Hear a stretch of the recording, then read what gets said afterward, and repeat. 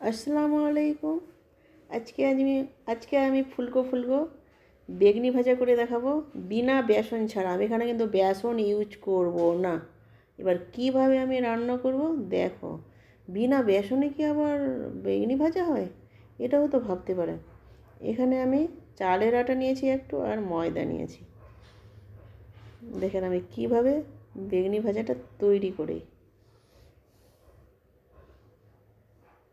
চালের আটা, বেসন, এই দুটো জিনিস দিয়ে, আর বাকি মশলা কী কী দেবো এখানে দেখেন। লঙ্কা গুঁড়ো, জিরে গুঁড়ো, ধনে গুঁড়ো না, সরি, লঙ্কা গুঁড়ো, জিরে গুঁড়ো, ফুড কালার, তারপরে লবণ, এগুলো আমি কিন্তু দিয়ে দিয়েছি এখানে। একটু কিন্তু খাবার সোডা, বেশি পড়ে গেল কিন্তু ওটা তুলে নিব, কিন্তু আমি ওটা তুলে নিয়েছি। এবার মিক্সড করে নেব।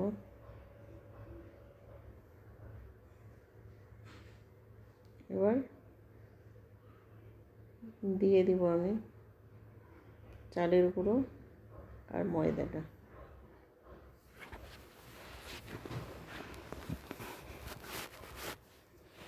একটু আদা রসুনের পেস্ট দিলে পরে কিন্তু ফ্লেভার ভালো আসে, খেতেও ভালো লাগে কিন্তু।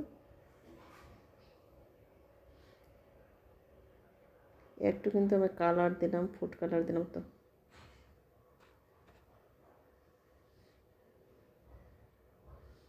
রং আসার জন্য, একটু রংটা যেন সুন্দর আসে, কালারটা যেন সুন্দর হয়। এবার এটাকে মেখে নিব আমি, কারণ যে এক হাতে আমি মোবাইল ধরি, এক হাতে আমি নাড়ি, ওই জন্য আমার হয় না।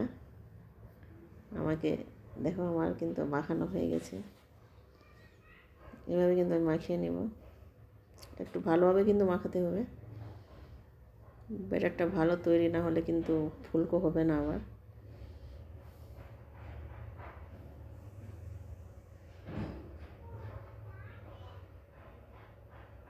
আমার তৈরি হয়ে গেছে। এখানে কিন্তু আমি 1 মিনিটের জন্য ঢেকে রেখে দেবো, 1 মিনিট বা 2 মিনিটের জন্য ঢেকে রেখে দেবো। দেখো 1-2 মিনিট পর ফিরে আসলাম আমি। এখানে কিন্তু বেগুনটা নিয়েছি। বেগুনটা আমি কিন্তু কেটে তারপরে কিন্তু আমি ধুয়েছি, কিন্তু কাটার পরে ধুয়েছি। বেগুনের যেটা কষ থাকে, সেই কষটা কিন্তু বার করে দিয়েছি আমি। কড়াইটা আমি গ্যাসে চাপিয়ে দিলাম।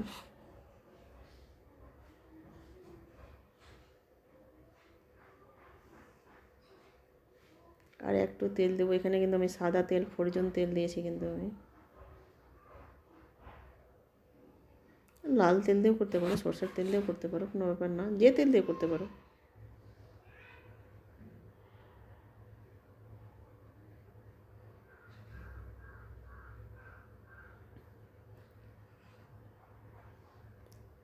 দেখো তেলটা কিন্তু আমার গরম হয়ে গেছে। এবার বেগুনগুলোকে মাখিয়ে নেব।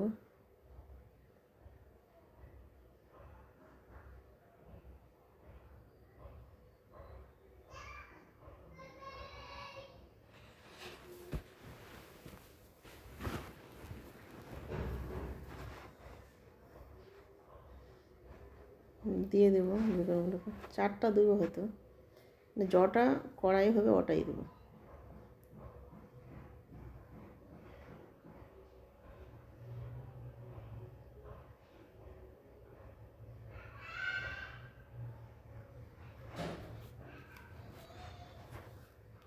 আর একটা দিয়ে দিলাম, 4 পিস। দেখেন কতটা ফুলে গেছে আমার। এবার আমি পাল্টে দেব। দেখেন বেসন ছাড়া কিন্তু বেগুন ভাজা যায়, বেগনি ভাজা যায়। এটা বেগুন ভাজা না, এটা বেগনি ভাজা বলে। বেসন ছাড়াও বেগনি ভাজা যায়। বাড়িতে বেসন নাই, কী করবেন, চালের একটু আটা দিবেন, বা চালের একটু আটা আর গমের আটা দিয়েও কিন্তু বেগনি ভাজাটা যায়, তৈরি হয়। কিন্তু আমার এখানে ময়দা ছিল একটু, ওই জন্য আমি ময়দা দিয়ে দিয়েছি। দেখেন কত ফুলকো ফুলকো হয়েছে, দেখেন কতটা ফুলেছে। দেখেন বেগনি ভাজাটা দারুণ কিন্তু ফুলেছে, কিন্তু কী বলবো, ফুচকার মতো কিন্তু ফুলে গেছে বেগনি ভাজাটা কিন্তু। এবার আমি আবার দিয়ে দিব। কিন্তু বেড়াটা কিন্তু খুব ঘনও করতে হবে না, খুব পাতলাও করতে হবে না, যেভাবে তৈরি করতে হবে যেন গায়ে গায়ে লেগে থাকে। দেখেন দিতে দিতে কিন্তু আমার ফুলে যাচ্ছে কিন্তু।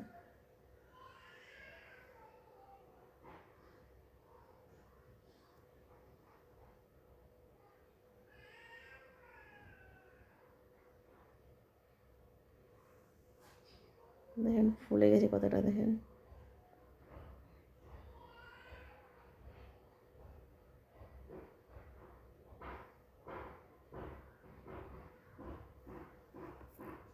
দেখেন কতটা ফুলে গেছে, লাল লাল হয়ে গেছে কিন্তু, সুন্দর হয়ে গেছে দেখতে, কিন্তু খুব সুন্দর লাগছে।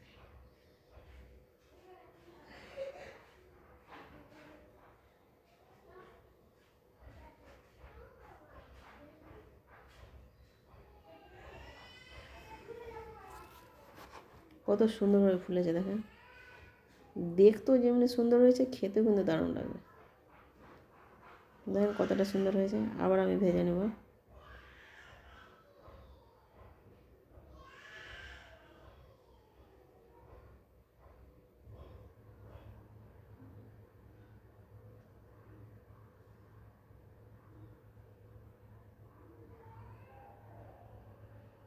রোজার জন্য স্পেশাল বেগুনি ভাজা। রোজাতে তো বেগুনি ভাজা, পেঁয়াজা ভাজা, অনেক কিছু লাগে সেহরি খাওয়ার জন্য। সেহরি না, সরি, ইফতার করার জন্য। দেখেন কতটা লোভনীয় হয়েছে, দেখেন আমার বেগুনি ভাজাটা এত সুন্দর হয়েছে, খেতে কিন্তু দারুণ লাগবে কিন্তু। দেখেন কত সুন্দর হয়েছে, মুচমুচে, এত সুন্দর কি বলবো। এখানে ভিডিওটা শেষ করলাম। আল্লাহ হাফেজ।